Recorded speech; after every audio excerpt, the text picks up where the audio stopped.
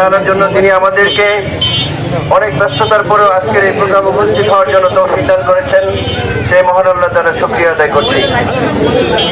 সম্মানিত উপস্থিতি, জামায়াতে ইসলামী বাংলাদেশের ধামরাইচর পূর্ব এবং উত্তর থানা কর্তৃক আয়োজিত আজকের এই মিছিল পূর্বক সমাবেশে আমি আপনাদেরকে বিভিন্ন ওয়ার্ড থেকে আগত এবং বিভিন্ন ব্যস্ততা দূরীকরণ করে হলেও আপনারা যারা এসেছেন তাদেরকে আমি জামায়াতে ইসলামী বাংলাদেশের পক্ষে ধন্যবাদ জ্ঞাপন করছি।